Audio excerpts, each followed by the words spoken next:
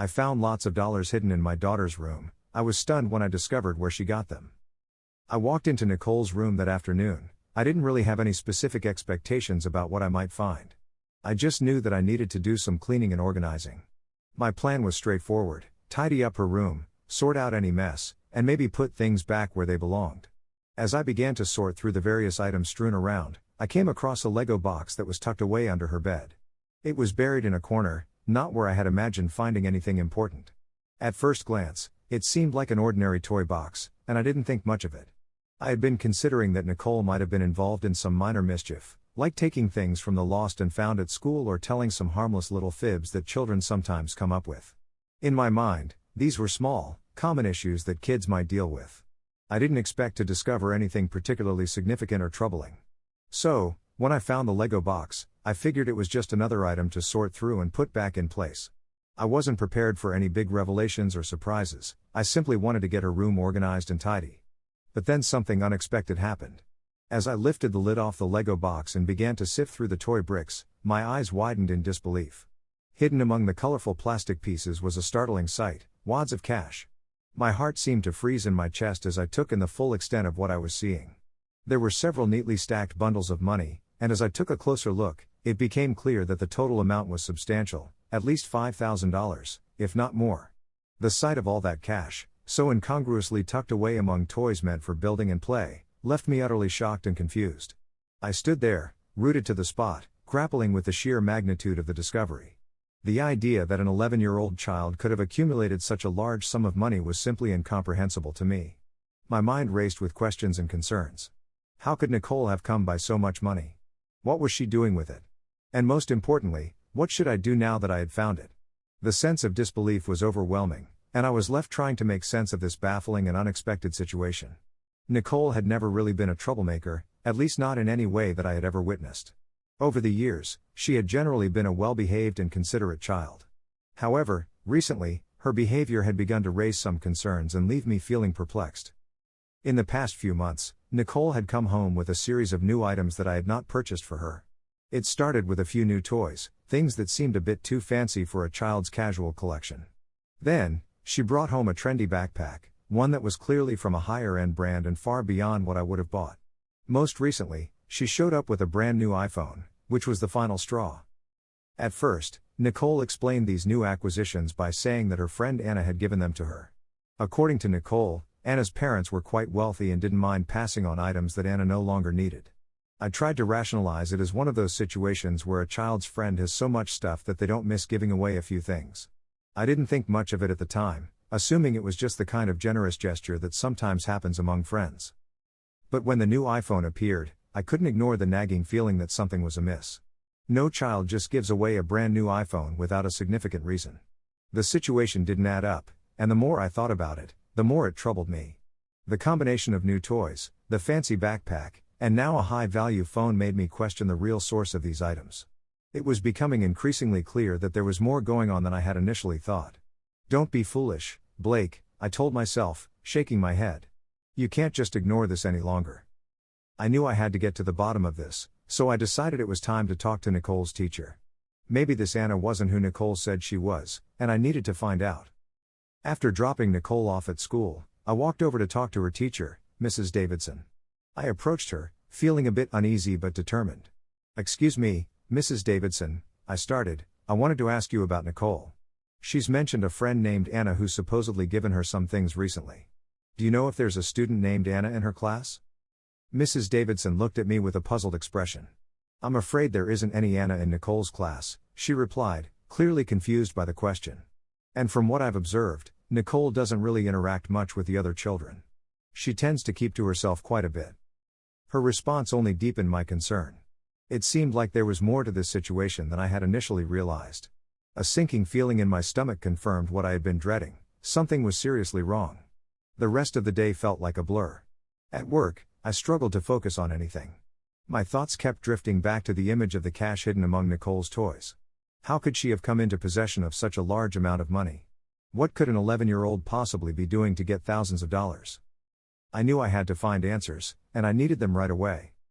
Later that afternoon, I drove to Nicole's school, my chest tight with a mix of worry and frustration.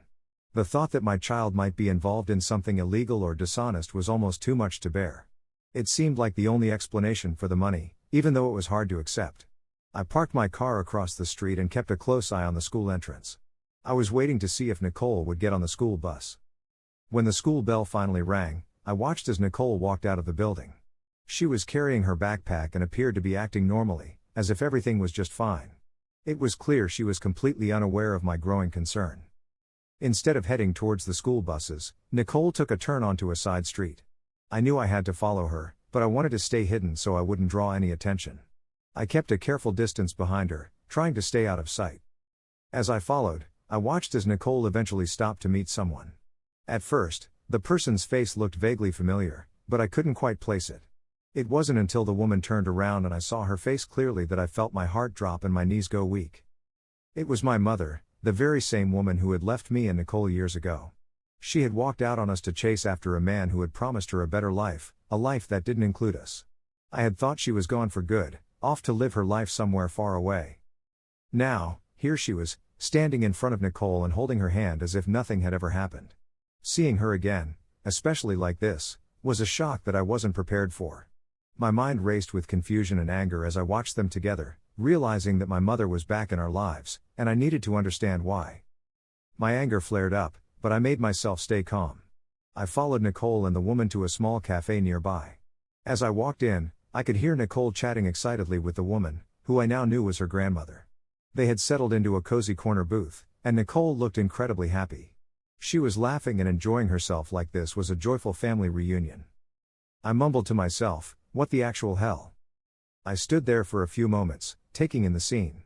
Nicole was having a great time. She ordered waffles and a chocolate milkshake and even did a little happy dance while the waitress took her order. My mother, who had left us years ago, was gently touching Nicole's face with a softness that seemed strange considering our family's past. I couldn't stand to watch this anymore. The sight of them together, so comfortable and close, was more than I could handle. I took a deep breath and marched into the cafe, the bell above the door ringing as I approached their table. "Mom," I said firmly, trying to keep my voice steady. Both my mother and Nicole looked up, clearly surprised. Nicole's face lost its cheerful expression, and her eyes widened with confusion. My mother's face went pale, and her hand froze in mid-air, reaching for the coffee cup that had just been set down in front of her. "What are you doing here?" I asked, my voice a mix of anger and disbelief. My mother looked down at the table, clearly nervous.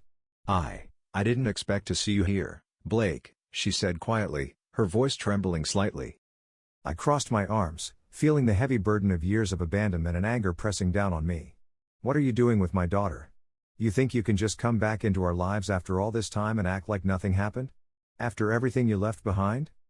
Nicole looked back and forth between us, clearly confused. The waitress had just brought over her milkshake, and Nicole seemed unaware of the tension and frustration in the air. How could she understand?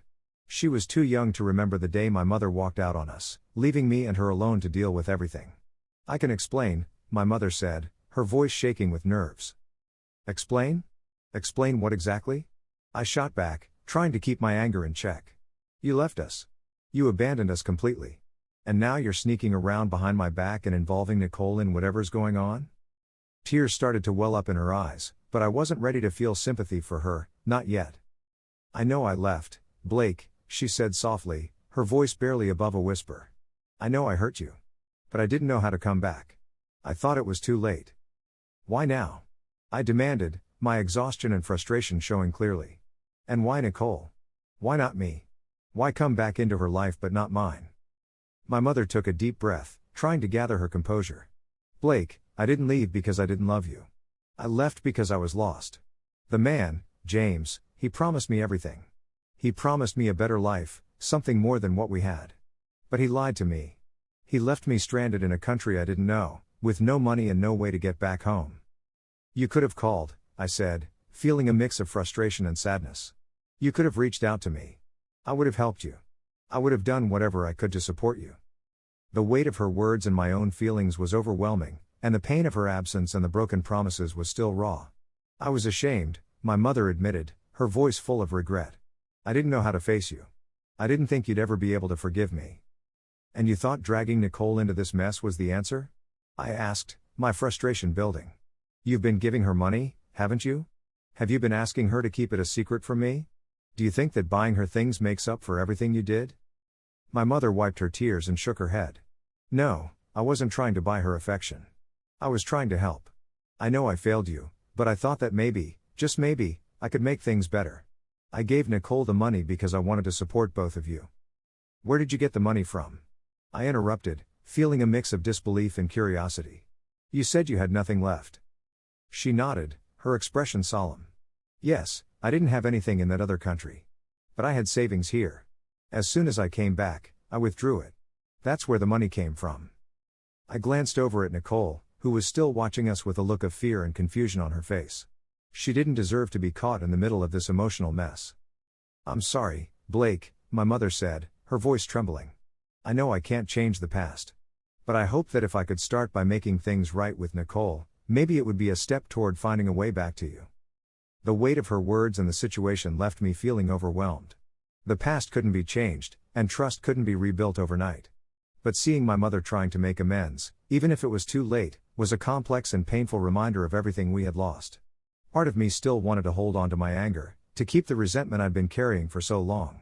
But seeing my mother now, older, worn down, and filled with regret, made it hard to stay mad.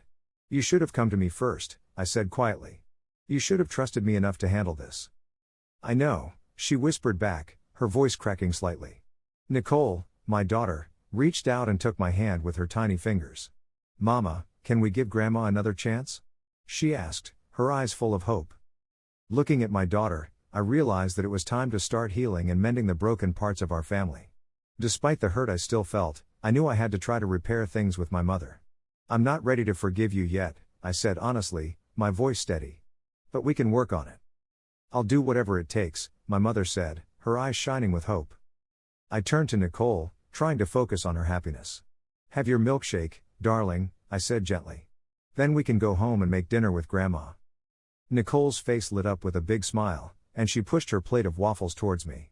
I picked up a fork and started eating, feeling a mix of emotions. I still had many questions for Nicole and my mother, but I knew this wasn't the right time to ask them.